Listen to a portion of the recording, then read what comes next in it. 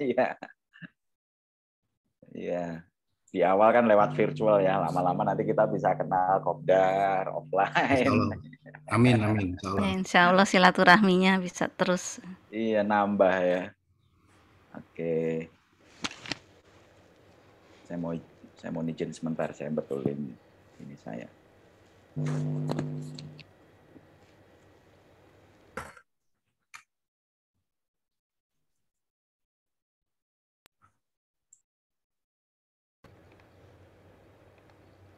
Pak Di, kantor di mana Pak Di? Perusahaan alamatnya di Kerawang, Bu. Oh, oke. Ya, ya. Kalau saya tinggal di Bekasi, Bu. Oh, dekat sih ya, Kerawang Bekasi ya, Pak? Iya.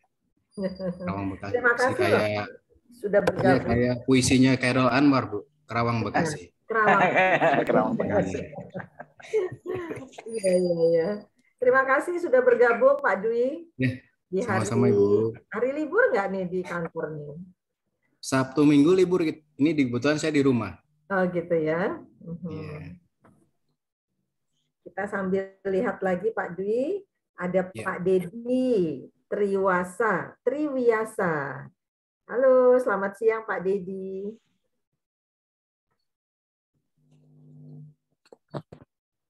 Selamat siang Pak Dedi. Ya, selamat siang Bu. Salam kenal Pak Dedi. Iya, salam kenal juga. Saya Dedi Triwiyasa. Ini kantor di mana Pak? Saya di perjalanan Bu, dalam pulang dari Bandung menuju Jakarta. Oh, PT Wiyasa ya. Bergerak di bidang apa ini Pak? Kenapa?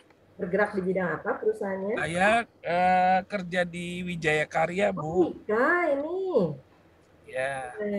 Kantornya bukan di Cilengsi ya Pak, kantor pusatnya? Pabriknya itu Bu, kawasan industri Wika di Cilengsi. Narogong 35, ya. Nah, core values-nya bagus nih Pak. Oh iya Bu. Amanah, kompeten. BUMN ya. Amanah, kompeten, harmonis, loyal, adaptif, dan kolaboratif. Kolaboratif, iya Bu. Oke, kita sapa lagi yang lain ya Pak ya. Ya, makasih Bu. Kembali Pak. Nah, kita baru 6 ya. Oke.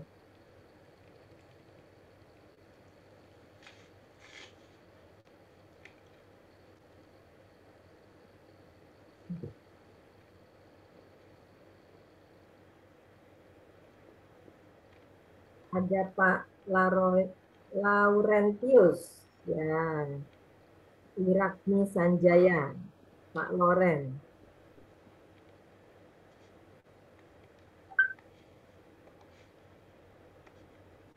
Selamat siang Pak Loren.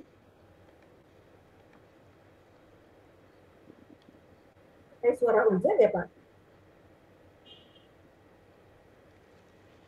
Iya. Suara dari luar. Nah, ini bocor. Suara hujan. Bocor. Assalamualaikum, selamat siang Bapak Ibu. Selamat siang. Selamat siang. Ya, selamat siang Ibu Join Bapak Ibu. Ya, silakan. Mangga. Bu Emi. Terima kasih. Bu Emi posisi di mana nih? Di Medan, Bu. Oh, di Medan. Di kantor apa di rumah? Kebetulan kalau Sabtu libur, jadi di rumah ini, Bu. Oh gitu, oke. Terima kasih, selamat bergabung Bu Emi. Iya, terima kasih Bu, senang bergabung.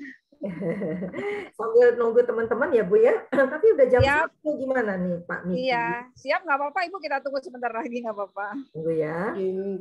Saya mute ya Bu ya. Tunggu 5 menit lagi ya. 5 menit lagi kita bisa langsung. Mungkin perkenalan profil sebentar. Boleh. Habis itu kita mulai.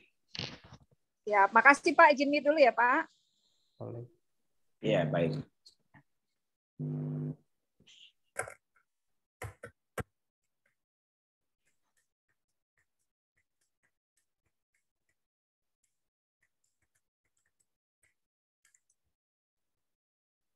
Laurentius sudah masuk. Ya, selamat siang Pak Loren. Halo Pak Loren.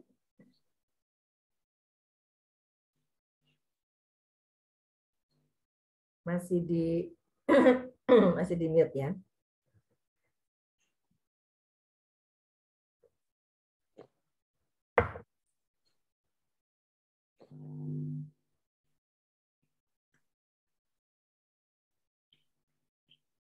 Ada Pak Ihsanul Mutakin.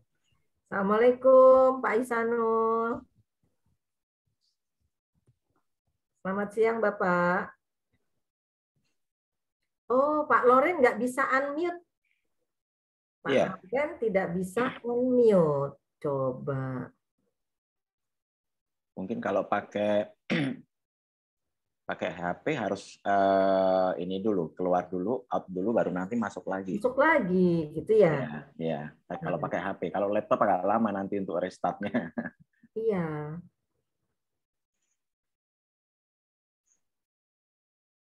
Wah, ini yang sudah di set kok bisa belum? Sudah ya, sudah dibuka ya Pak? Udah dibuka belum? Oh, biasanya yang kalau di HP pakai tab speak gitu ya. Halo, selamat siang Pak Loren.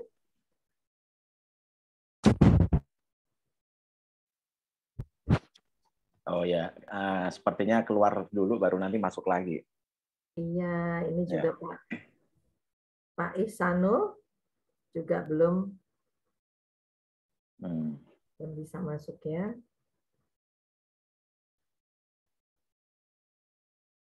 Ibu Sri mau tanya ini, Ibu Sri solonya di mana ya? Bu Suryani. Bu Suryani, solonya di mana Ibu? Saya tuh lahir di Solo, tapi umur 2 tahun diajak keluarga hijrah ke Jakarta. Solo masih ada bule. Solonya di Slamet Riyadi. Lah, Slamet Riyadi tetangga benar. Ya ampun, jangan kita bisa pulkam bareng. Iya. Ya, saya jarang sih ke sana, tapi masih ada kerabat. Ya, Pak Don, kita sapa dulu Bu Arini. Di sini ada Bu Arini Tatagani ya, Tatagati. Tatagati, Ibu Arini. Ya, Bu Arini. Selamat siang Bu Arini.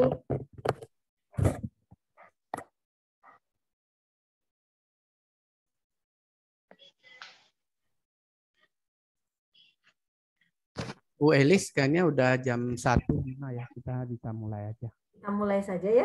Baik. Ya, Pak Miki yang membuka? Langsung Bu Elis saja. Langsung aja. Sebelumnya saya serahkan.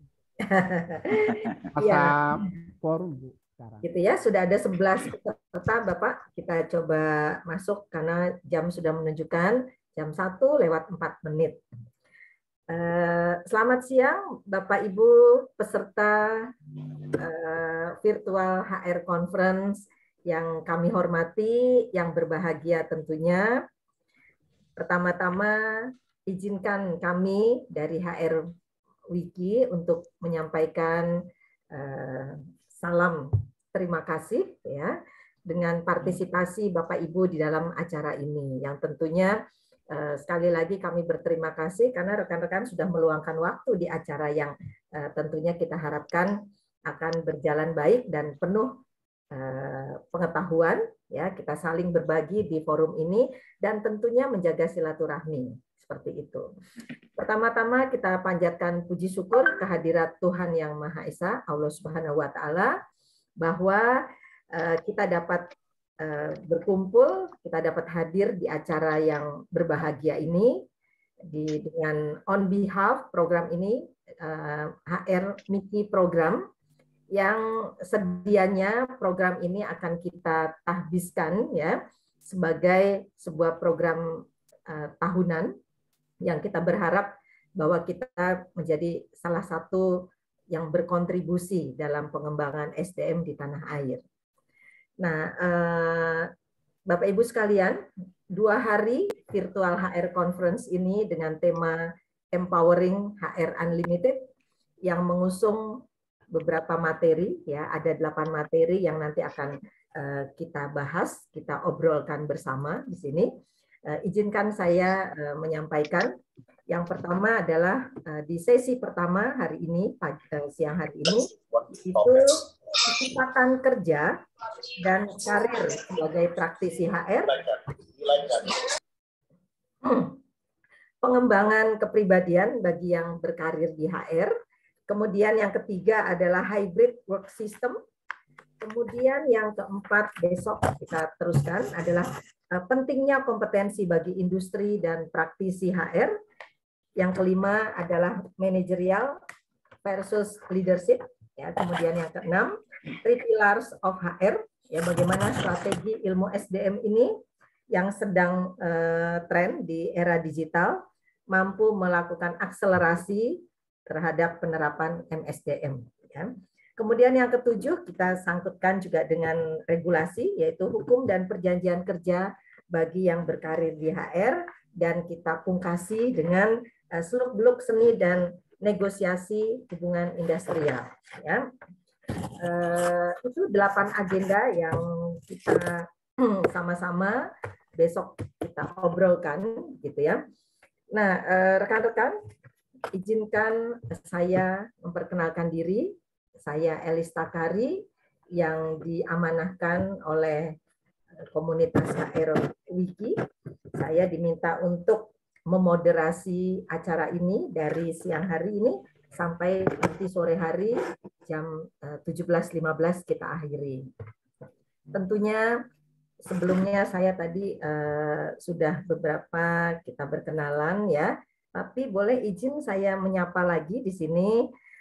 Selamat siang kepada Pak Miki tentunya sebagai komandan dari komunitas kita ini. Salam sehat untuk kita semua. Kemudian ada Pak Andran, pemateri. Ada Pak Hidayat yang besok akan bergabung. Ya. Juga ada Bu Suryani, pemateri ketiga. Di sini juga ada Bu Anissa. Selamat siang Bu Anissa. Ibu Arini. Selamat siang Bu Arini. Ada Pak Dedi, ada Ibu Emi, ada Pak Ibnu Sina Atmara, kemudian ada Bapak Ihsanul Mutakin, ada Bapak Laurentius Wirakni Sanjaya, kemudian ada Pak Dwi, ya peserta yang pertama kali hadir, kemudian juga ada Ibu Wulan. Jadi semua rekan-rekan kita berharap kita akan bersama. Ya, tentu kita akan berdiskusi. Semoga ini bisa memberikan kemanfaatan. Kita akan mendapatkan informasi, saling berbagi ilmu dan pengalaman. Ya, kita ingin mendapatkan insight lain ya dari para praktisi human resource. Ya. Baik, Bapak Ibu sekalian, di awal ya, seiring dengan berjalannya waktu tentunya ya. Tapi sebelumnya saya akan coba membacakan, ya, mengingatkan tentang tata tertib di acara conference ini, ya. Nanti teman-teman tentu dengan sistem mute dan unmute, ya, kita coba mainkan, begitu. Kemudian juga mohon handphonenya di silent, gitu ya. Ketiga tentu kita karena ini online, ya. Tapi tetap jaga prokes tentunya ya. Nah, dan terakhir adalah kita sepakat dengan waktu, ya kita on time dengan waktu. Baik, Bapak Ibu sekalian, izinkan saya menyampaikan pembuka ya, bahwa seiring dengan berjalannya perkembangan dunia karir ya, pekerjaan sangatlah banyak berubah ya. Hal ini bisa kita lihat dari jenis pekerjaan ya, kemudian ada pergeseran tren, ya, disruption sudah berjalan, gitu ya. Kemudian banyak muncul jabatan-jabatan baru. Nah, bagaimana dengan jabatan HR, gitu ya. Nah, ini juga bagaimana berdampak kepada cara kita melakukan rekrutmen, kita melihat peluang kesempatan kerja, gitu ya. Nah, kedua yang menarik ya, bahwa saat ini kita sudah ada di era VUCA. Ya, di mana di dalamnya suasana volatil, uncertainty, complexity dan ambiguity sudah mulai kita rasakan, ya, di mana perubahan sangat cepat dan tidak terduga, yang itu semua dipengaruhi oleh banyak faktor yang sulit dikontrol, ya, dan kebenaran serta realitas itu menjadi sangat subjektif. Ini berlaku bagi semua generasi, termasuk juga kita, ya, dan generasi milenial. Nah, transisi dunia kerja yang tradisional berubah menjadi serba instan, yang didukung oleh teknologi, penuh challenging, ya, kompetensi, dan kemampuan adaptasi diri yang baik tentunya. Lalu bagaimana cara sukses kita di dalam menyikapi dan menghadapi dunia kerja di era VUCA ini? Mari kita sama-sama, kita lihat bersama, kita ngobrol bersama dengan narasumber kita, yaitu Pak Andran S. Dono, yang akan menyampaikan materi pertama dengan judul materi kesempatan kerja dan karir sebagai praktisi HR. Pak Don, waktunya 50 menit, Pak Don. Ya, nah kita ngobrol. Nanti setelah itu, meskipun yang hadir ini sekitar 16 orang, tapi tidak mengurangi semangat kita tentunya. Yang namanya berbagi ilmu tidak melihat jumlah, gitu kan Pak Don? Ya. Betul. Nanti setelah Pak Don menyampaikan materinya, 15 menit kita tanya jawab, ngobrol, kita explore, ya, sehingga kita mendapatkan sesuatu yang bisa kita gunakan, bermanfaat untuk banyak orang. Sekali lagi kami berikan waktunya, silakan Pak Don untuk 55 menit. Silakan. Oke. Baik, baik, terima kasih Ibu Elis. Saya ini kalau mendengarkan modulasinya Ibu Elis ini sudah kebayang kalau Ibu Elis ini sebetulnya juga profesinya sebagai penyanyi ini. Tidak hanya praktisi HR, tapi beliau ini sepertinya juga penyanyi nih ya. Modulasinya itu masuk studio bagus banget ini. Ya, baik, terima kasih. Pertama-tama saya dan teman-teman mari kita mengucapkan ya bersyukur ya, alhamdulillah, puji Tuhan bahwa pada hari Sabtu ini kita diberi kesempatan, dikasih umur panjang, bisa virtual ketemu gitu ya. Yang belum kenal menjadi kenal, yang sudah kenal para suhu-suhu saya di sini ada Pak Hidayat, ada Ibu Suryani, Ibu Eli sendiri.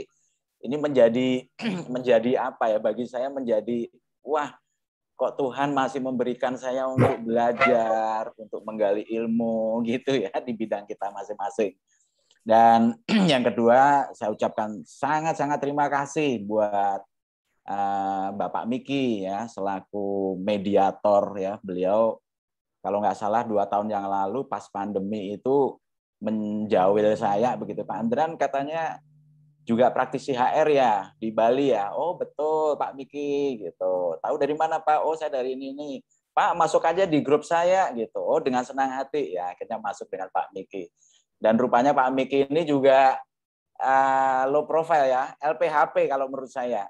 LPHP tahu ya Bu Elis ya? Apa itu Pak? Low profile high profit. Oh. Ya. Nah, Bapak Ibu semuanya bisa aja Pak Andran ini. Ya. Nah, Bapak Ibu semuanya, sebelum saya men-share screen materi saya ini sebetulnya juga tidak banyak ya, dan tentunya materi saya nanti bila tidak berguna untuk suhu-suhu yang ada di sini, tapi paling tidak materi saya itu nanti bisa dijadikan inspirasi teman-teman semua, Bapak Ibu semua di tempat kerjanya masing-masing untuk bisa ditularkan ke bawah, di-share ke teman-teman di sekitarnya dan sebagainya, gitu ya. Nah, saya mempunyai tagline pribadi nih Bu Elis ya, ada 2 tagline. Yang pertama itu adalah, dan tagline ini, yang pertama ini itu saya buat, saya cipta ketika saya bekerja di perusahaan manajemen Jepang, gitu ya. Dulu saya masih culun nih Bu, waktu saya bekerja di manajemen Jepang itu, tapi di industri bidang hospitality, yaitu di salah satu perhotelan anak buah Japan Airlines di Bali, Ibu ya. Jadi waktu itu saya join di perusahaan manajemen Jepang ini dari setelah grand opening total karyawan 700 orang, saya masuk atau diterima itu sebagai karyawan nomor 15 dari 700. Dari 15 itu ada 9 orang ekspatriat di kantor saya, Ibu. Ya, dari sekian itu ada 9 ekspatriat, jadi mereka kebanyakan dari Jepang, kemudian ada yang dari Austria, ada dari Jerman, satu lagi kalau nggak salah dari Singapura. Nah, itu dulu saya masih culun, itu kalau nggak salah tahun 90, saya sebelum di Novotel Benua ya, saya sebelum masuk ke manajemen Prancis ya di Novotel. Itu masing-masing manajer saya itu sudah punya tagline gitu loh. Kenapa saya nggak punya tagline walaupun saya dulu belum manajer gitu ya. Akhirnya tagline pertama ini saya ciptakan. Tagline pertama adalah develop yourself by lifting others. Itu tagline saya pertama, Ibu Elis. Wah, gimana itu mendalami makna itu? Develop yourself by lifting others. Nah, itu bisa internal, bisa eksternal. Gitu ya. Oke, nah dari situ ternyata tagline itu membawa kita berspirit untuk maju, Ibu. Untuk maju, tetapi mohon maaf kata orang-orang tidak sombong gitu ya, baik hati dan rajin menabung, Ibu. Tagline saya itu. Berjalannya waktu sampai saya di perusahaan di level managerial level dan di holding, saya baru mengeluarkan tagline kedua. Karena saya basic saya itu dulu sebenarnya trainer, Ibu, bukan HR ya. Trainer dan di Bali adalah bidang hospitality industry. Tagline saya kedua ini juga simple, Bu. Everyone is my teacher. That's it. Everyone is my teacher. So I meet every people, I meet everyone that I feel mereka atau dia adalah, ya udah, saya anggap guru saya. Itu tagline saya kedua. Baik, Bapak Ibu, untuk menyikat waktu karena tadi juga sudah ada notice dari moderator, saya dikasih waktu 50 menit ya. Oke, baik. Mohon izin saya share screen, Ibu Elis. Silakan, Pak. Ya. Saya masuk ke materi, tetapi nanti di sini juga saya ada introduction sedikit ya.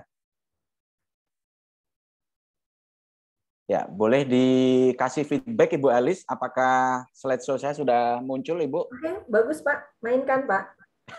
Baik, ya. Baik, Bapak Ibu, ini adalah topiknya ya, tetapi nanti mungkin kontennya kalau ya nyerempet dikit atau similar juga nggak apa-apa. Saya akan buka slideshow kedua. Sudah kelihatan ya foto saya yang apa ini, Ibu? Saya ekspresinya seperti apa ini, Bu Elis? Ekspresinya ganteng, Pak. Baik. Saya nggak tahu, Ibu. Saya setiap foto itu selalu unik, bukan unik ya. Pokoknya ya this is me gitu ya, gitu. Sebetulnya saya pengen memberikan image bahwa saya ini tipikal mohon maaf ya, tipikal service people. Saya ini. Yang kedua adalah humoris. Nah, kalau banyak teman-teman saya, Ibu Elis ya, Bapak Ibu semuanya, kalau di foto tuh nggak bisa senyum. Wah, gawat ini. Padahal mereka ini manajer, mereka ini eksekutif, mereka ini mempunyai downline staff, top leader, ya oke lah, tegang nggak apa-apa, tetapi nggak bisa senyum. Nah ini kan, ini saya nggak mau seperti itu. Baik, jadi saya selalu foto di setiap momen, saya berusaha untuk bisa smile, bisa ekspresi yang terbakar begitu ya, maksudnya terbakar motivasinya, terbakar semangatnya, jadi seperti itu.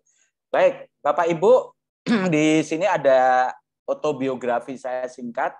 Saya sampai saat ini juga masih sebagai praktisi HR, tetapi saya sudah tidak di industri lagi, jadi saya terakhir di perusahaan holding dengan nggak banyak karyawan ya, hampir 1.000 aja, itu hampir 11 tahun Ibu Elis. 11 tahun itu di perusahaan terakhir, saya pindah-pindah di awal karir saya waktu muda, jadi saya pernah kerja mempunyai atasan orang Perancis. Ya, saya mempunyai atasan orang Perancis 2 kali di dua tempat kerja yang berbeda. Yang pertama adalah Gilles Cretalas. Itu dulu bos saya, usianya sama dengan saya, gila nggak? Gitu. Tapi Gilles Cretalas ini sudah apa ya? Dia membawai region Asia untuk akor Asia Pasifik. Ya, itu dulu bos saya. Saya banyak belajar dengan Gilles Cretalas. Orang Prancis kedua, bos saya dulu adalah namanya Philippe Betley. Wah, Philippe Betley ini Bu Elis, dia yang yang mendidik saya mengenai orang itu tidak boleh menyepelekan pekerjaan, menyepelekan waktu, menyepelekan komplainnya customer, menyepelekan networking dan sebagainya. Itu Philippe Betley ngajarin saya. Nah, ini luar biasa. Kemudian Bapak Ibu semuanya, saya di perjalanan karir di operasional dan sampai behind the screen, artinya sebagai partner owner, yaitu di praktisi HR, saya banyak pindah-pindah perusahaan. Tetapi saya pindah-pindah itu paling pendek durasinya adalah 3 tahun. Jadi mohon maaf, saya belum pernah di satu perusahaan yang setahun saya resign, saya belum pernah. 1,5 tahun resign, saya belum pernah. Jadi rata-rata 3 tahun, 3,5 tahun, 4 tahun. Dan yang terakhir saya di holding adalah 11 tahun. Saya resign banyak beberapa alasan, karena waktu itu sertifikat saya asesor keluar, kemudian 11 years I think it's enough to work at the company. Kemudian saya banyak dipanggil perusahaan sebagai ya konsultan lah ya, pura-pura konsultan begitu. Tetapi saya meluruskan manajemen SDM di perusahaan-perusahaan kecil di Bali. Nah, ya. Kemudian sampai sekarang saya juga masih trainer, membantu kawan-kawan GM mengenai materi-materi soft skill, materi-materi leadership, team building dan sebagainya. Kemudian profesi saya Pak Andran, disingkat ya. Ya, mohon maaf. maaf. Boleh. Ya, oke. Kayaknya kepanjangan ya untuk introduksinya. Baik, tapi saya lanjutkan sedikit Ibu Elis. Saya juga sebagai asesor ini saya ada 2 bidang, yaitu pertama adalah di front office untuk perhotelan dan MSDM. Ya. Kemudian saya sebagai professional career coach itu juga saya masuk di kampus-kampus. Baik, saya sekarang geser slideshow ke berikutnya ya Ibu Elis ya. Silakan Pak. Ya, nah Bapak Ibu, ini sekedar mengingatkan kembali ya. Saya kemarin sebetulnya harapan saya yang ikut webinar ini anak-anak milenial ataupun para suhu ataupun para senior yang di perusahaannya mempunyai jumlah karyawan usia milenial itu sebagai mayoritas begitu ya. Nah, ini sebagai gambaran bahwa saya mengutip satu data dari BPS ya, Badan Pusat Statistik, di periode Februari sampai September 2020 jumlah penduduk Indonesia itu didominasi oleh usia anak muda. Ya, kita ketahui bersama bahwa generasi itu ada beberapa. Nah, di data tahun 2020 di generasi Z itu jumlahnya adalah 27,94% dari jumlah penduduk Indonesia. Ya, saya akan menggiring pelan-pelan mengenai data ini. Nanti larinya kemana data ini seperti itu ya. Kemudian, oke, sebelum saya lanjutkan, nilai atau indikator 27,94 ini menurut saya angka besar ya, karena jumlahnya 75,49 juta penduduk. Ya. Kemudian generasi M, milenial, ya, 25,87% dari total seluruh populasi penduduk Indonesia. Oke. Kemudian slideshow berikutnya. Nah, ini juga masih data BPS ya di periode Februari sampai September tahun lalu. Di generasi Z ini adalah lahir dari 97 sampai 2012. Ya, usianya antara berapa? Nah, ini Bapak Ibu sebenarnya bisa menghitung ini ya, bisa dihitung ya nilai angka ini. yaitu 9 tahun sampai 24 tahun. Kemudian generasi milenial, yaitu kelahiran 81 sampai 96, yaitu usianya range-nya adalah 25 sampai 40 tahun. Jadi Bapak Ibu, kalau di perusahaan Bapak Ibu ada karyawan yang usia 25 sampai 40 tahun, katakanlah tahun lalu atau tahun ini ya sudah. Itu berarti sudah bisa kita golongkan generasi milenial. Gitu ya, kesimpulannya seperti itu. Kemudian di bawahnya lagi generasi X. Nah, ini generasi X, ini generasi saya ini. Ini ya. Saya lahir di 67 Bapak Ibu ya. Nah, kalau generasi X ini range kelahirannya adalah 1965 sampai 1980. Gitu ya. Nah, jumlahnya berapa ini di Indonesia nih? Yaitu 58,65 juta penduduk di Indonesia. Artinya di angka 21,88%. Oke, kita mengkaca dulu dari data ini dulu ya. Terus kemudian saya geser lagi. Oke. Iya. Nah, kalau usia produktif di tahun 2020 dan sekarang ini itu meningkat. Ya, di Indonesia itu meningkat. Artinya ada pergeseran, perkembangan naik. Usianya berapa? 15 sampai 65 tahun.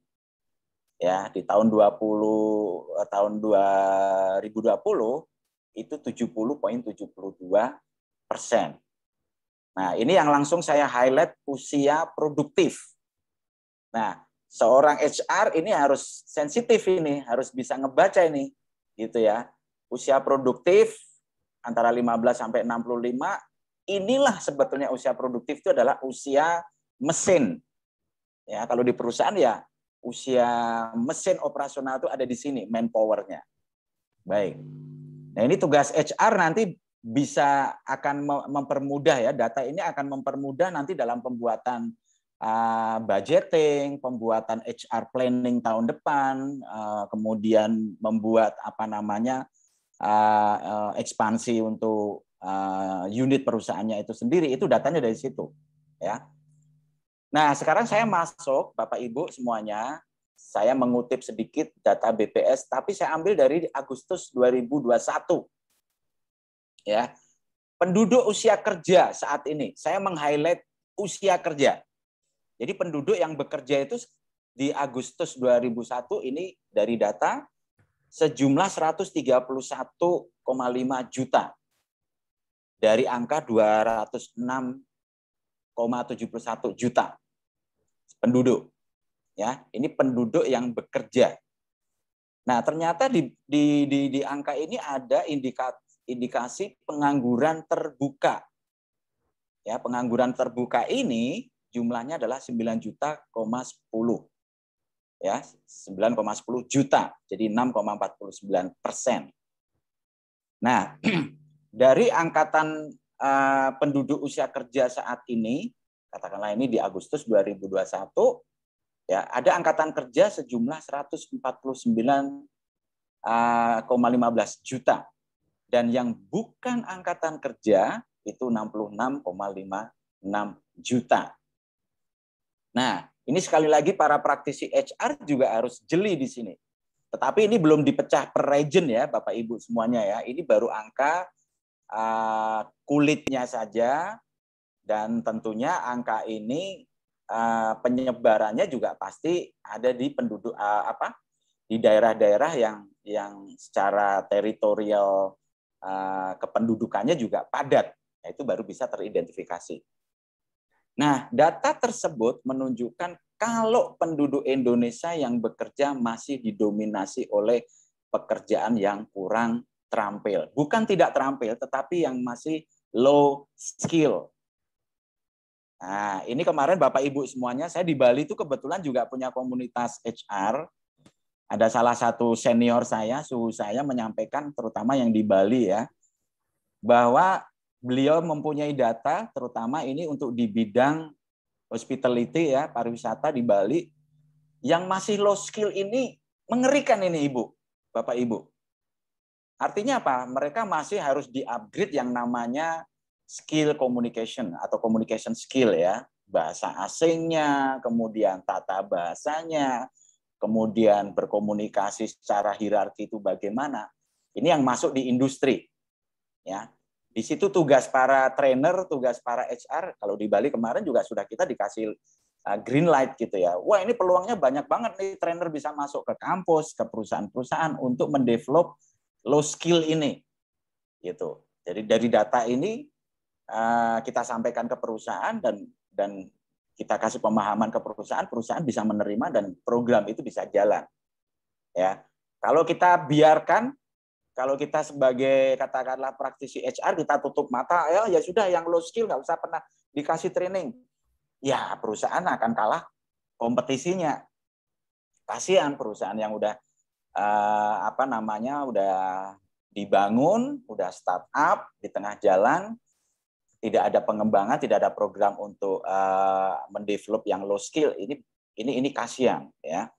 Nah, kondisi ini tentunya memberikan tantangan bagi kita semua untuk dapat terus memperbaiki kondisi ketenaga kerjaan di Indonesia melalui peningkatan kualitas, kuantitas, dan persebaran sumber daya manusia tenaga kerja. Oke. Baik, kemudian saya lanjutkan slideshow berikutnya. Ini saya masih memaparkan ya Bapak Ibu semuanya mengenai grafiknya. Nah, komposisi penduduk untuk jenis generasi ini lebih meng-highlight lagi. Kalau yang warna hijau ini adalah pasca milenial, ya itu 29,23%. Oke. Kemudian yang warna hijau agak kuat ini adalah generasi milenial. Nah, ini dari tahun 2019 tadi kan juga bergeser ke tahun 2020 itu sudah naik tinggi banget, 33,25. Jadi tadi kita sudah paham ya bahwa usia generasi milenial itu usianya berapa. Nah, di perusahaan kita, di perusahaan Bapak Ibu bisa men-trigger usia yang masuk ke milenial warna hijau sekian orang. Nah, itu kalau Bapak Ibu bisa mempersiapkan data itu bagus banget ya. Kemudian di grafik warna biru, ini namanya apa ya, biru langit kali ya. Itu di angka 25,34%. Kemudian generasi baby boom ini adalah 11,27%. Nah, ini juga sebagai sinyal ini Bapak Ibu ya, yang warna ungu ini ya. Artinya apa? Di situ perusahaan harus mempersiapkan yang namanya program-program pensiun. Gitu ya, karena itu juga data ini atau grafik ini tentunya kita bisa melihat bahwa perusahaan harus memperhatikan juga tidak hanya di generasi-generasi yang lagi angkanya tinggi, tetapi juga yang angkanya menurun. Nah, ini tantangan karir buat HR nih Bapak Ibu ya di sini ya. Nah, ini ada ilustrasi. Baik, Ibu Elis, slideshow berikutnya sudah kelihatan ya Ibu ya? Sudah Pak. Oke, baik, terima kasih Ibu Elis. Bapak Ibu, ini satu ilustrasi. Jadi mungkin peserta yang hadir di sini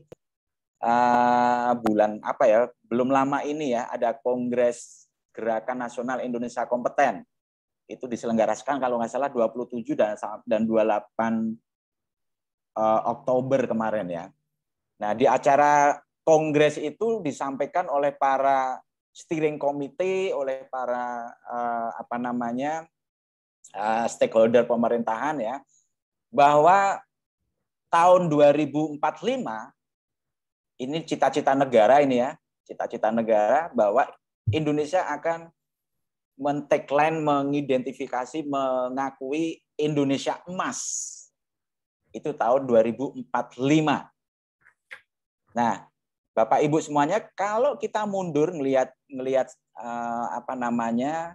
ilustrasi di slideshow ini, katakanlah usia, ini saya bagi dua ya, ada garis usia, kemudian ada tahun.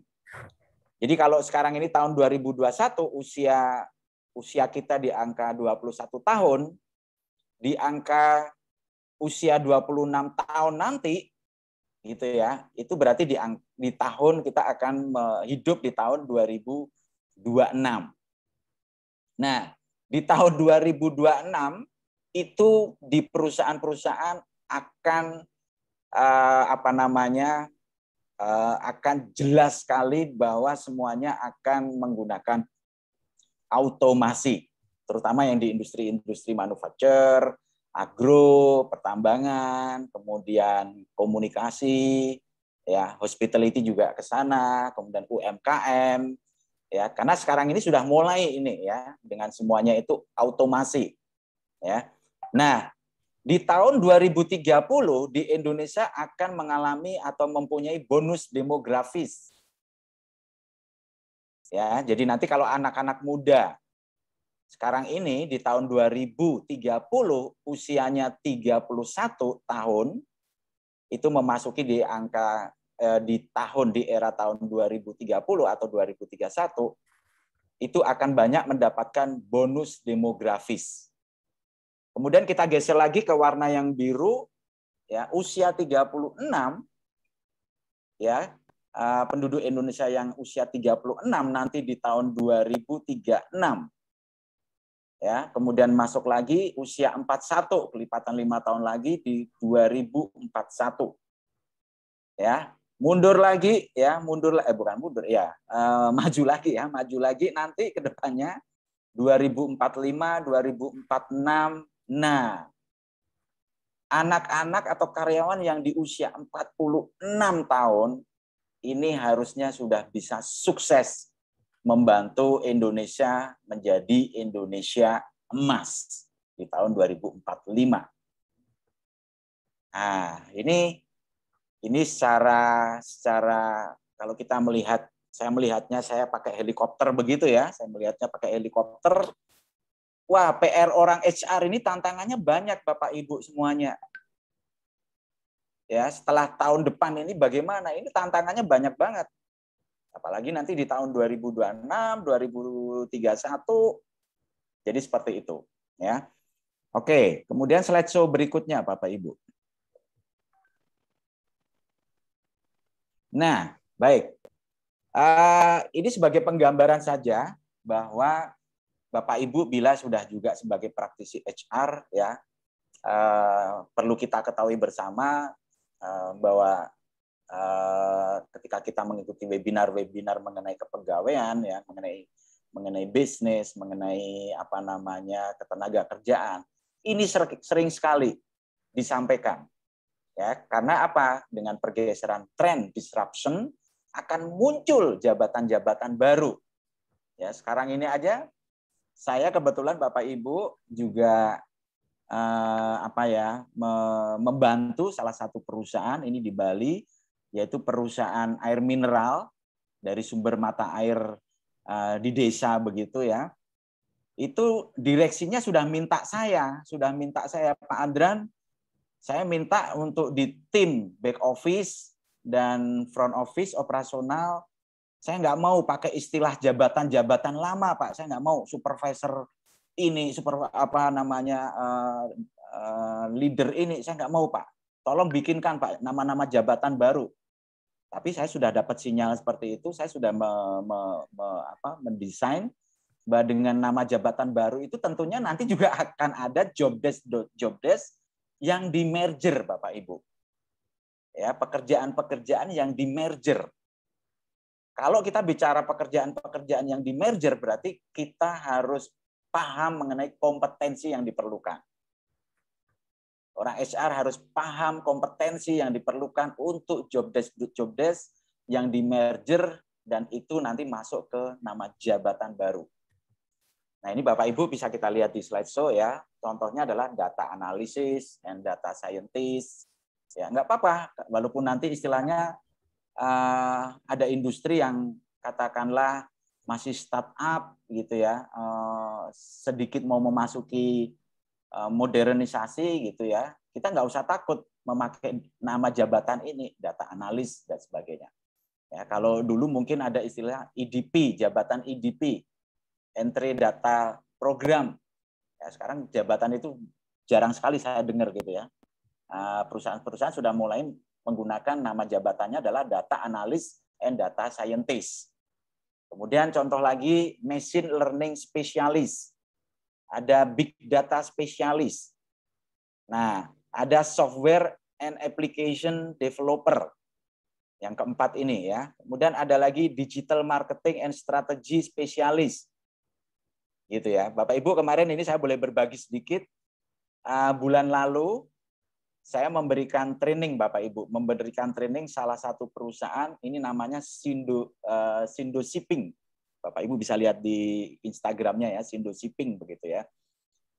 Jadi ini perusahaan yang akan booming 5 tahun lagi, tetapi sekarang dia sudah mulai startup. Ini ada di Bali. Karyawannya itu usianya anak-anak muda semua. Ya, latar belakang pendidikannya kebanyakan mereka menyentuh di IT. Ya, jadi cara jualannya mereka itu sudah semuanya pakai digital. Kebetulan GM-nya itu dulu satu tim dengan saya, anak didik saya, namanya Pak Roy ya. Yang Pak Roy ini sebelumnya background-nya adalah F&B, begitu masuk di perusahaan di situ, dia dikirim ke Singapura, dia belajar kalau nggak salah 1 bulan. Balik lagi ke Bali, dia sudah bisa mendesain struktur organisasi dengan nama jabatan-jabatan modern, Bapak Ibu, di perusahaan itu. Gitu. Nah, ini luar biasa, luar biasa. Saya sampai, wah ini ilmu saya nggak ke situ ini, gitu ya. Tetapi saya tetap mau belajar dengan Pak Roy ini. Nah, ini contoh-contoh nanti yang akan muncul ya, jabatan-jabatan baru. Kemudian ada proses automation spesialis, business development spesialis. Nah, kalau nomor 7 ini, jabatan ini biasanya bernama BD gitu aja, atau BDM, ya, Business Development Manager. Sekarang sudah diplesetin sedikit gitu ya, Business Development Specialist, gitu ya. Nah, ini nanti orang HR tantangannya di situ ketika membuat job desk, ya. Kemudian Digital Transformation Specialist, Internet Things Specialist, kemudian ada juga Cloud Engineer. Nah, ini banyak sekali, ya. Nah, siapa tahu nanti di narasumber berikutnya ada yang materinya juga masuk ke penjabaran ini, Bapak Ibu semuanya ya, luar biasa. Kita dapat pengetahuan tidak dari saya saja nanti ya, karena kita akan webinar 2 hari. Saya yakin para suhu-suhu pemateri hari ini setelah saya dan besok mudah-mudahan ada yang menyentuh, memperdalam materi ini, Bapak Ibu ya. Baik, kemudian saya geser lagi. Nah, bila Bapak Ibu atau teman-teman yang sudah katakanlah di perusahaannya sudah ada jabatan ini, maka silakan membuat training plan, kemudian training program untuk berikutnya gitu ya. Jabatan-jabatan ini harus di-upgrade skill-nya. Ya, contoh ya itu tadi ya, data entry staff. Ya, sekarang ini banyak perusahaan yang bisnis online gitu ya. Jabatan-jabatan ini ada. Kemudian eksekutif sekretari. Bayangin loh Bu ya, bayangan job desk eksekutif sekretari sebelumnya itu paling hanya ngetik-ngetik di meja, bantu-bantu bosnya, take minute mencatat hasil rapat dan sebagainya begitu. Dan kedepannya harus dirubah, dikembangkan lagi ya sekretaris ini ya. Kemudian ada bookkeeper, ada payroll master.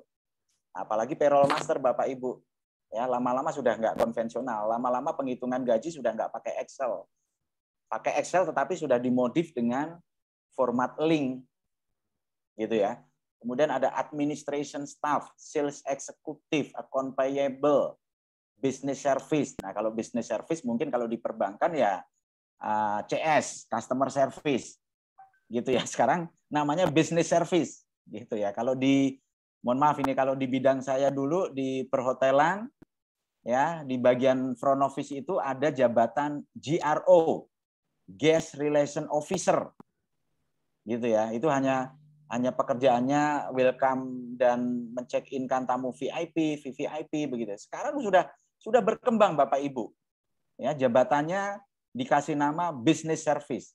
Jadi tidak hanya handling tamu check-in yang VIP begitu ya, tetapi dia juga bisa mengarahkan tamu-tamu untuk menggunakan business center, menggunakan kesempatan selain pleasure, dia juga bisa berbisnis selama liburan gitu ya. Nah, ini di Bali Bapak Ibu di hotel-hotel bintang 5 ini sudah ada Ibu jabatan business service ini. Ini luar biasa. Job desk-nya sudah sangat detail, job desk-nya sudah menyentuh ke teknologi gitu ya. Walaupun tetap ada aspek-aspek pekerjaan yang tradisional yang dikerjakan. Baik, kemudian saya geser lagi. Mohon maaf Ibu Elis, kira-kira saya masih berapa menit? Mohon nanti dikasih 25 menit, Pak. 25 menit. Ya, saya sedikit nanti yang materi sepertinya diulang-ulang akan saya speed up, nggak apa-apa. Oke, nah ini perusahaan akan banyak merekrut ya, merekrut jabatan-jabatan di sini nih Bapak Ibu ya. Jadi seperti sistem support, kemudian network engineer, sistem administrator, instruktur IT, ya, kemudian ada penetration testing, SEO spesialis, hardware engineer, quality assurance, database administration, webmaster. Nah, webmaster ini sudah harus ada PIC ya, PIC yang menduduki webmaster ya. Karena setiap jendela perusahaan itu semuanya bisa kita tengok ada di web ya, di web perusahaan itu masing-masing ya, dan penampilan web ini juga akan sebagai image perusahaan ya. Kalau webnya juga katakanlah tidak lengkap, kemudian hanya muter-muter di situ saja, nah ini perusahaan juga kelihatannya tidak bonafit seperti itu ya. Nah, perlu orang yang PIC yang in charge untuk posisi webmaster Bapak Ibu. Ini penting banget. Kemudian ada sistem analis dan kemudian ada posisi mobile application developer. Nah, ini Bapak Ibu nanti bisa disampaikan ke timnya masing-masing bahwa HR harus mempersiapkan job desk untuk jabatan ini ya. Kemudian harus mempersiapkan kriteria dan kualifikasi untuk jabatan baru di perusahaan yang akan diterapkan. Oke, baik. Nah, ini Bapak Ibu kita singgung sedikit mengenai gambaran range salary ya untuk perusahaan-perusahaan modern ya. Jadi seperti jabatan analis programmer untuk yang sudah pengalaman 2-5 tahun ini, kalau di kota metro ya, kota metropolitan, kota besar, industri ya, range salary ini bisa di angka 8 juta sampai 11 juta per bulan untuk gaji. Kemudian software engineer itu bisa 8 juta sampai 11 juta. Ini yang sudah pengalaman 2-5 tahun ya Bapak Ibu semuanya. Kemudian ada cloud engineer ya, 5,5 juta sampai 16 juta. Wah, bayangin aja gaji 16 juta itu yang kayak bagaimana ini skillnya cloud engineer ini. Nah, ini tentunya yang sudah pengalaman ya, bukan yang masih fresh graduate. Ya, ini Bapak Ibu bisa kita lihat ya, ada IT operation manager ya, tetapi ini harga range salary ini tidak harus sekian begitu ya. Artinya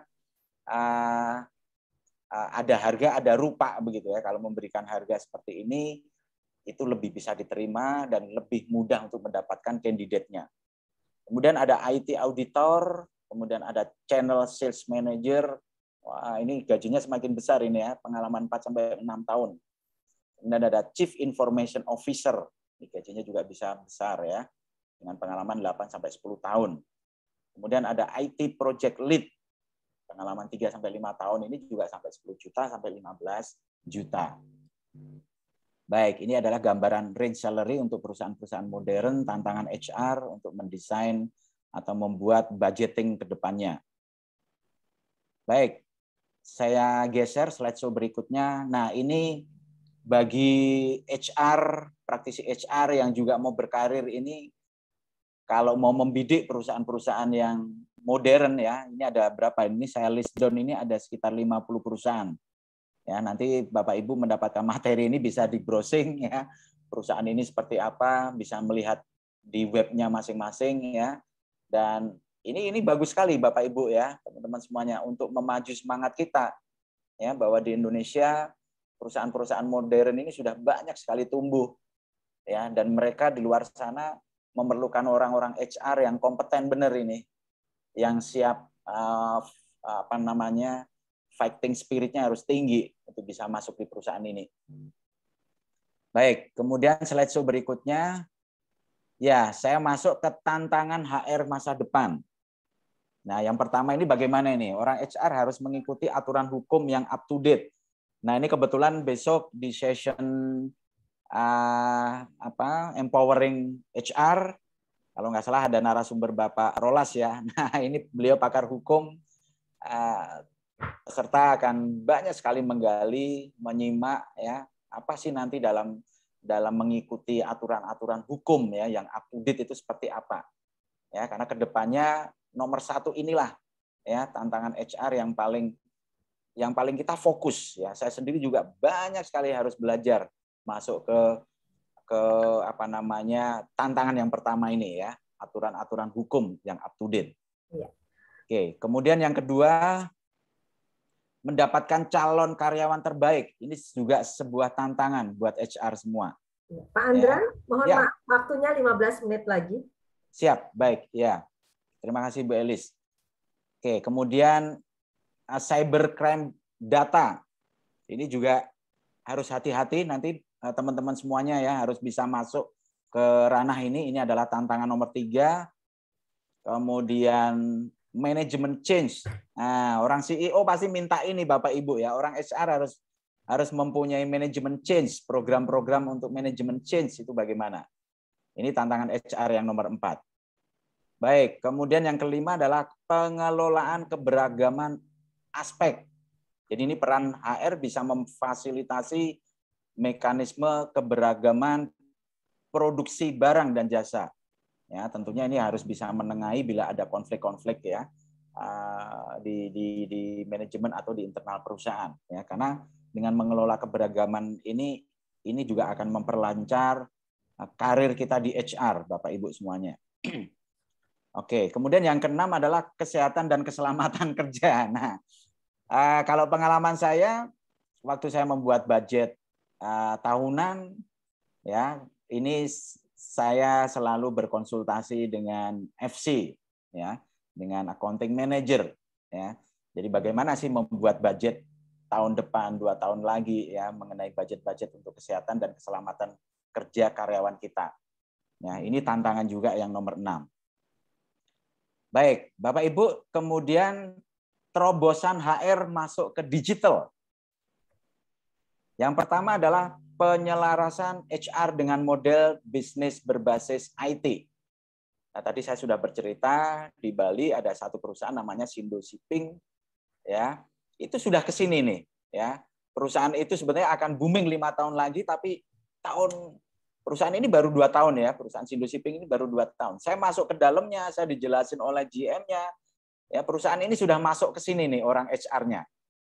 Penyelarasan HR dengan model bisnis berbasis IT. Ini yang pertama. Yang kedua adalah pengembangan kompetensi SDM. Nah, ini Bapak Ibu besok juga di webinar akan ada narasumber Pak Dwi ya, akan menjelaskan ini bagaimana nih kesiapan orang HR ya, tim divisi HR ya, human capital ya dalam menyiapkan kompetensinya, sertifikasinya ini penting banget. Nah, besok akan mendapatkan informasi dari Pak Dwi, narasumber kita.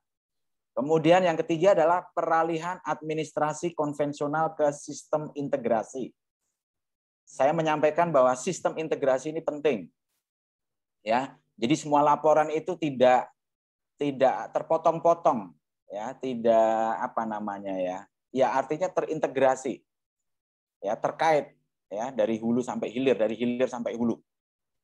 Nah, ini tantangan terobosan HR untuk digital nanti ke sini, Bapak Ibu semuanya. Kemudian yang keempat adalah ini tidak kalah pentingnya, yaitu pengelola atau mengelola talenta karyawan. Wah, ini yang memerlukan biaya besar nanti di sini nih. Ya, karena akan program training banyak, kemudian menciptakan trainer-trainer di internal dan sebagainya. Ini terobosan HR juga. Yang kelima adalah reward and punishment. Ini mari kita sebagai praktisi menyongsong ke depan ya, kita harus membuat program membuat package reward and punishment ini dengan hati-hati, dengan cermat, dan harus inovatif.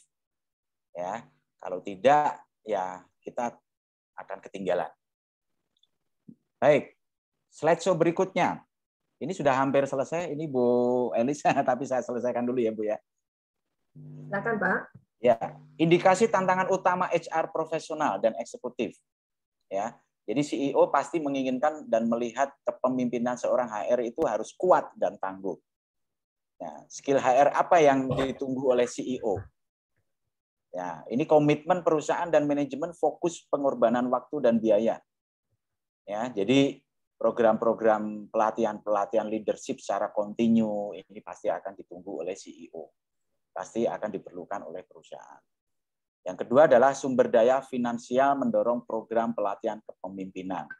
Jadi ini sekali lagi yang kedua adalah kekuatan biaya-biaya untuk mendevelop program HR, ya, menyongsong HR yang profesional, kuat dan tangguh. Yang ketiga adalah mengelola dan membenahi kesenjangan bakat.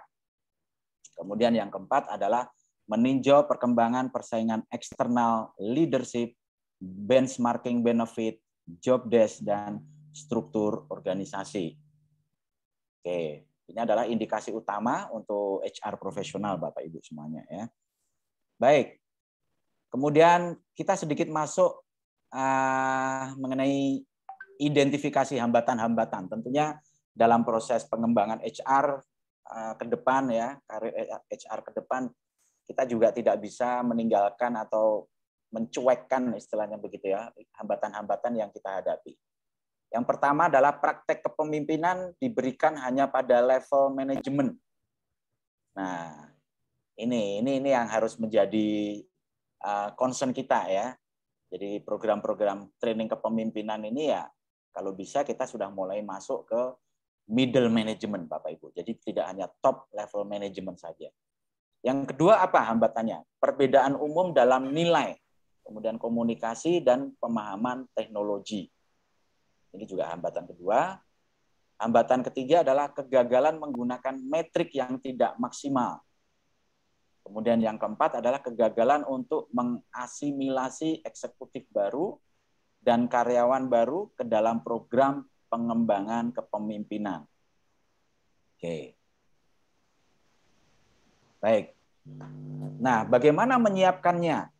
Nah, ini sedikit gambaran umum Bapak Ibu semuanya. Tentunya adalah satu, meningkatkan kapasitas diri kita sebagai HR. Menjadi manusia pembelajar. Ya, role model di situ, ya. Nah, role model ini bisa kita menggali ilmu-ilmu belajar melalui buku ya, kemudian konsultasi atau kita bermentor pada para ahli ya, rekan kerja, mengikuti webinar, mengikuti seminar, workshop, masuk ke asosiasi, ya peran aktif di asosiasi, ya. Nah, ini untuk meningkatkan kapasitas diri, Bapak Ibu semuanya, ya. Kemudian hasrat semangat, ya. Waktunya 1 menit lagi, Pak. 1 menit, ya. Ini juga hampir habis, Ibu. Kemudian tentunya di sini harus ada hasrat, semangat, antusias, dan ketekunan, ketahanan, dan konsisten. Nah, pas kok Ibu ini 1 menit, Ibu. Nah, ini kamu harus bisa, asalkan bagaimana. Ini, ya. Baik. Saya kira itu Ibu Elis pemaparan materi saya. Jadi saya boleh stop share ya Ibu ya. Ya, terima kasih. Baik. Ya, dan sekarang waktu saya kembalikan ke Ibu Elis. Terima kasih Pak Andran. Ya, kita beri aplaus dulu dong untuk Pak Andran. Ya. Terima kasih. Sudah 55 menit ya waktunya yang sudah digunakan untuk memberikan satu cakrawala ya. Bagaimana pola ya perkembangan HR di Indonesia gitu ya.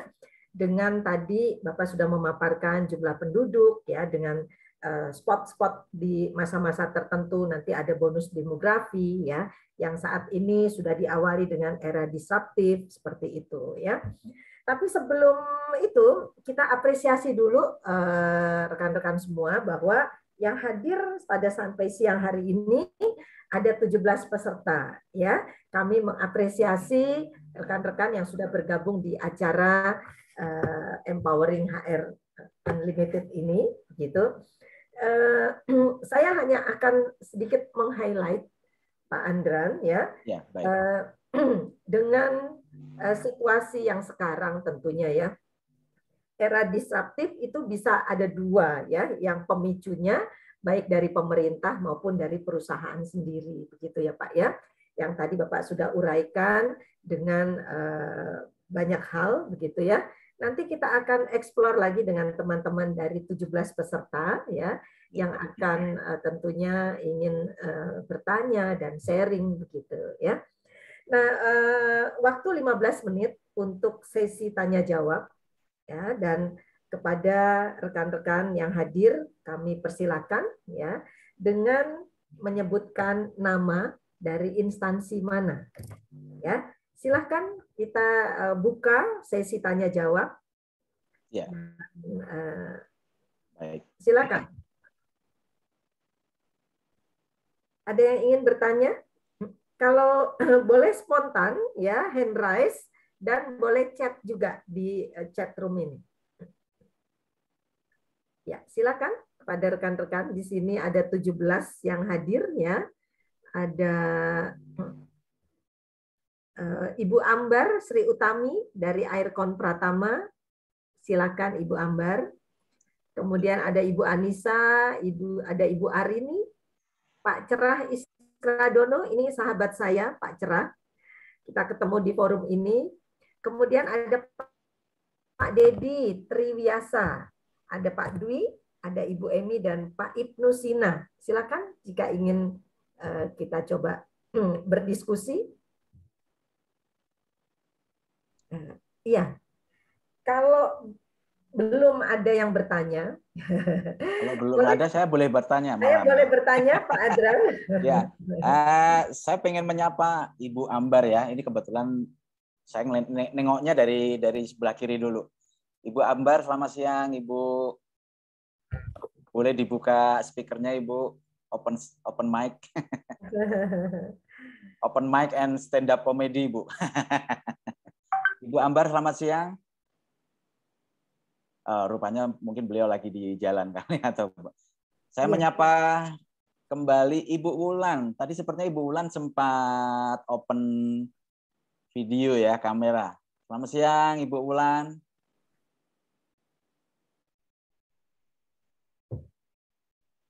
Selamat siang Ibu Wulan, modulasi saya bisa diterima Ibu? Bisa didengar Ibu? Oke, saya geser lagi. Ibu Emi, selamat siang. Selamat siang Pak Andran. Semangat banget Ibu Emi, apa kabar? Ibu Emi, kita bincang-bincang sedikit ya Ibu ya. Ibu Emi boleh tahu? Bu Emi ya. Silakan jika ingin bertanya. Waktu untuk kita semua 15 menit. Ya. Silakan Ibu. Untuk perusahaan yang existing gitu ya, ketika dia mau merencanakan perubahan penamaan divisi, fungsi atau jabatan, itu biasanya merefer kemana Pak? Apakah ketika sudah terjadi perubahan arah bisnis, terjadi perubahan visi misi, lalu dirubahlah penamaan dan divisi atau jabatan tadi, atau sebenarnya ketika tidak ada perubahan yang signifikan, tidak ada perubahan yang mendasar ya dari bisnisnya, bisa aja dilakukan penyelesaian itu. Karena kan tadi kalau menurut Pak Andran merubah penamaan jabatan, divisi dan segala macam itu kan korelasinya ke kompetensi seperti itu. Nah kalau kita bicara kompetensi kan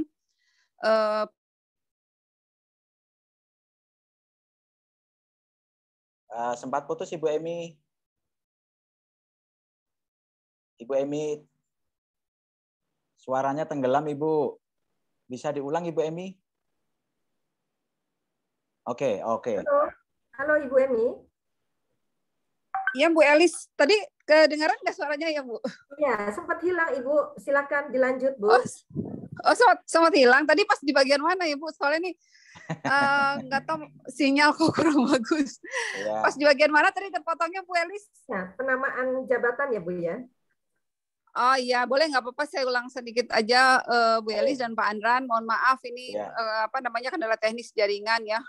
Tadi menarik ya, contoh-contoh penamaan jabatan, terus penamaan divisi yang Pak Andran sampaikan ya. Nah, pertanyaan saya begini Pak, kalau perusahaan existing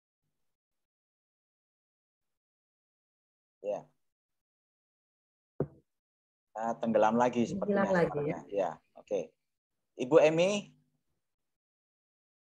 Emi, saya respon ya pertanyaan Ibu ya. Saya sudah nangkep ini, saya sudah tersebut. nangkep. Seperti itu Pak Andran. Dan Ya. kan tadi perubahan jabatan kaitannya ke kompetensi ya. Ya. Artinya nama jabatan itu harus align dengan kompetensi si SDM-nya. Exactly.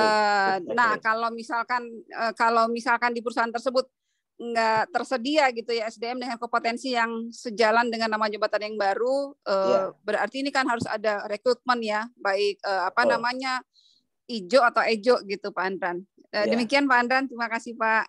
Oke, waduh pertanyaannya keren banget Ibu Emi. Ibu Emi, saya boleh tahu Ibu di perusahaan di bidang apa?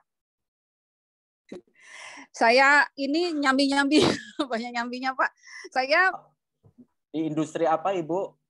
Ibu di HR ya? Ibu di HR? Oke, baik. Ibu begini Ibu. Tadi di awal itu sebetulnya saya sudah menyampaikan bahwa ada ilustrasi. Ya itu Pak. Ya baik. Ada ilustrasi bahwa di tahun 2045 ini kan kita akan mengidentifikasi, kita akan membendera tinggi, namanya adalah Indonesia Emas, gitu ya. Maka tadi di awal katakanlah di tahun 2021, kemudian kita bisa mengidentifikasi usia karyawan kita berapa usianya, kemudian produktif bagaimana, seperti apa. Nah, artinya begini Ibu, dalam mempersiapkan jabatan-jabatan baru yang berdampak dari disruption gitu ya, perkembangan bisnis, itu tidak bisa konstan Ibu. Itu kita tidak bisa kita garap 5 bulan, setengah tahun, nggak bisa Ibu. Bisa pun tapi tidak maksimal. Artinya yang perlu saya sampaikan bahwa orang HR harus long term Ibu dalam mempersiapkan hal ini. Makanya tadi Ibu sebenarnya sudah bisa menjawab sendiri dari pertanyaan Ibu. Pertama adalah visi misi. Visi misi kalaupun misalnya digeser sedikit, kemudian di situ masuk ke persiapan teknologi, itu bisa dijadikan nanti awal untuk men-setup itu tadi Ibu, organization chart. Awalnya dari organization chart. Orang HR itu harus bisa mendesain apa yang diharapkan oleh perusahaan, oleh top management, oleh CEO ke depannya. Ya, kemudian kita harus bisa membuat opsi struktur organisasi untuk ke depan. Opsi A, opsi B, opsi C.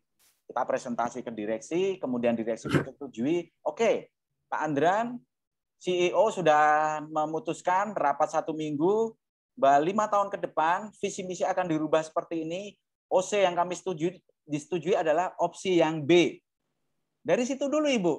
Ya, kalau sudah ada green light, opsi struktur organisasi yang akan kita rubah untuk 5 tahun ke depan, baru kita pelan-pelan membuat yang namanya itu tadi Ibu ya, job desk, desain job desk, kemudian penamaan jabatan baru, gitu Ibu ya. Kemudian orang HR nggak bisa kerja sendiri, artinya harus bisa berdiskusi dengan user, dengan orang-orang operasional, dengan orang-orang yang jabatan ini nanti akan disosialisasikan atau diimplementasikan di divisi mana.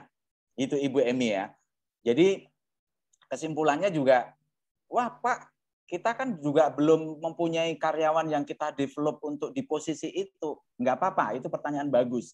Tetapi yang paling penting adalah dimatangkan dulu plan on paper dulu, Ibu Emi. Plan on paper, diskusikan, disetujui oleh direksi, baru kita kerja itu ya secara periodik ya, sekian bulan ke depan, baru kita benahin yang namanya itu tadi Bu, jabatan-jabatan baru, sistem rekrutmen, kriteria dan sebagainya. Jadi kurang lebih seperti itu Bapak Ibu ya, Ibu Emi ya. Barangkali mungkin Ibu Elis juga bisa menambahkan, ini Ibu Elis juga pakar. Ya, terima kasih Pak Andran. Terima pakarnya kasih BIDI ya. nih, ya oke. Ya, terima kasih Bu Emi. Apakah sudah menjawab Ibu? Ya. Baik, Bu Emi nampaknya belum bergabung ya karena tadi sempat terhempas begitu. Pak Andran, ini ada pertanyaan kedua dari Pak Cerah Iskradono ya. Pertanyaannya adalah di sini orang HR ya ke depan harus menguasai teknologi digital. Statementnya seperti itu. Pertanyaannya adalah apa nanti yang menduduki posisi HR itu orang IT, bukan orang yang berlatar belakang psikologi atau hukum. Nah, bagaimana supaya HR bisa jadi strategic partner dan agent of change ya. Kemudian juga yang ketiga terakhir adalah langkah-langkah apa yang harus dilakukan sekarang untuk pencapaian visi Indonesia Emas ya. Bapak mohon jawab yang singkat, padat, gitu ya. Waktu kita hanya 4 menit. 4 menit, baik Ibu, 4 menit ya, pendek. Oke, selamat siang menjelang sore Bapak Cerah ya. Ini kalau di Bali sudah mau sore nih. Pak Cerah juga sempat join di webinar apa ya waktu itu beberapa bulan ya, luar biasa. Saya juga waktu itu ikut. Pak Cerah ini luar biasa. Nama Bapak Cerah, jadi saya juga menjadi cerah semangat saya. Apakah ini pertanyaan beliau adalah apa nanti yang menduduki posisi HR adalah orang IT, bukan psikologi atau bukan latar belakang hukum? Tapi juga tidak, Bapak ya, tidak. Saya kira tidak, karena orang di posisi kunci seperti HR, finance, kemudian division head di sales marketing itu dituntut untuk multi talent. Artinya tetap perusahaan bisa ya merekrut orang-orang HR yang berlatar belakang hukum, psikologi ya, nggak apa-apa. Tetapi ini menyentuh teknologi dalam artian jangan sampai ketinggalan jauh itu saja menurut saya. Ya, dengan cara sekarang ini banyak sekali aplikasi-aplikasi, ya kita tengok-tengoklah seperti apa sih aplikasi itu, gitu ya. Kita masuk di situ. Artinya ke sana Bapak ya. Kemudian pertanyaan kedua ini ya Ibu Elis ya, gimana supaya HR bisa jadi strategic partner dan agent of change gitu ya Bu ya. Oke, kalau menurut saya strateginya adalah ya kita harus bisa mengikuti keinginan atau menjadi harapan direksi Bapak Ibu. Ya, kita harus bisa membuat wadah, mengakomodir apa yang menjadi keinginan visi misi perusahaan ke depannya. Ya, karena dari situ kita baru bisa melangkah memikirkan strateginya. Baru kita bisa melangkah, oh, memang HR itu adalah partner daripada perusahaan. Ya. Jadi artinya apa? HR tidak bisa jalan sendiri-sendiri semau gue, itu nggak bisa. Ya, tetap realnya HR itu adalah realnya, lokomotifnya itu yang di depan adalah top management atau direksi. Dari situ baru kita akan pelan-pelan membuat strategi yang namanya HR strategi untuk sebagai partner perusahaan. Kemudian pertanyaan ketiga ya Ibu Elis ya, langkah-langkah apa yang harus dilakukan sekarang untuk pencapaian visi Indonesia Emas? Baik, saya masih ingat betul bahwa waktu saya mengikuti Kongres Gerakan Nasional Indonesia Kompeten ya beberapa bulan lalu ya, para steering committee, para tokoh-tokoh penggerak kompetens ya itu hanya menyampaikan kepada kita semua ya, yang paling penting apa? Lakukan pengembangan talenta karyawan, talenta SDM. Itu yang pertama. Yang kedua, lakukan networking tidak hanya di skop nasional, lakukan networking di skop internasional. Baru nanti kita bisa masuk ke Indonesia Emas tahun 2045. Yang diharapkan oleh Bapak kita, Bapak Presiden 2045 Indonesia Emas itu yang bagaimana sih sebetulnya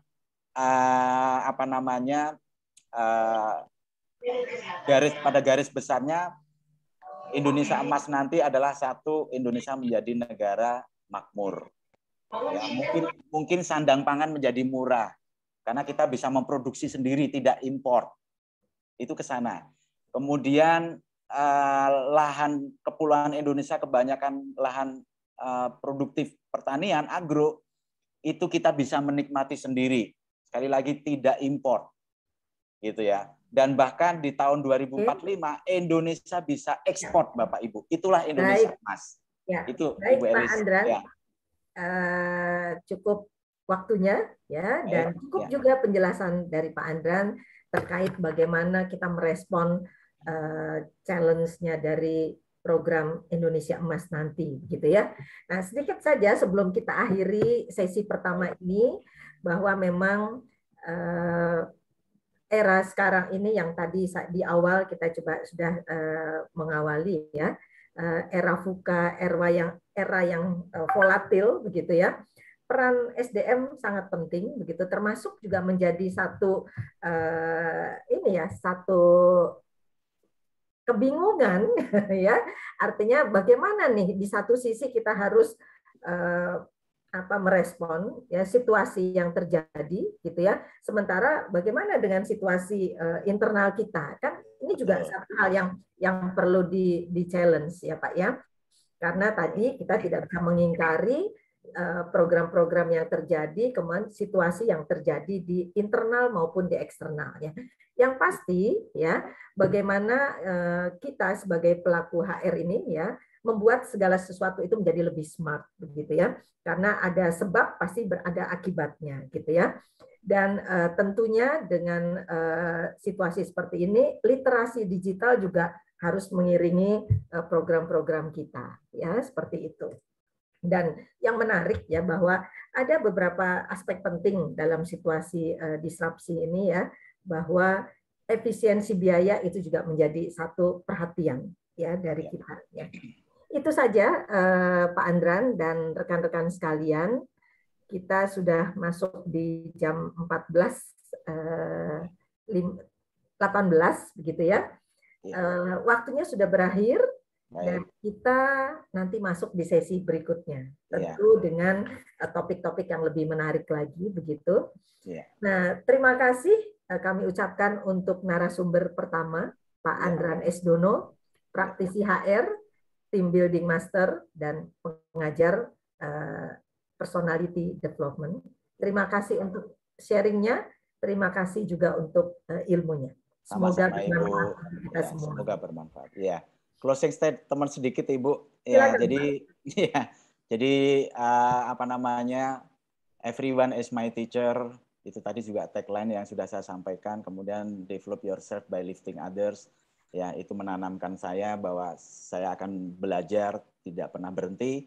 Ya, dari susu yang ada di sini juga, teman-teman semua yang di luar dan sebagainya. Tetap semangat. Kemudian sebelum closing, foto bersama dulu di screenshot Ibu. Yang ini aja. Karena nanti mungkin saya di pertengahan jalan. Pak Andran yang langsung ambil foto sudah, ya. Screenshot-nya udah ada Pak. Siap. Sudah di screenshot ya. Jadi oke, mungkin saya tambahkan dikit bagi teman yang mau break, mau minum apa silakan. Jadi kita mulai sesi kedua di jam 2.30 ya. Oke. Baik, terima kasih Pak Miki. Terima kasih Bapak Ibu semua. Ya, mohon izin saya close kamera ya. Sudah foto bersama ya tadi ya? Sudah. Bu. Ya, terima kasih Pak Andran. Sampai ketemu nanti jam 14.30. Ya, baik. Assalamualaikum warahmatullahi wabarakatuh. Terima kasih rekan-rekan semua.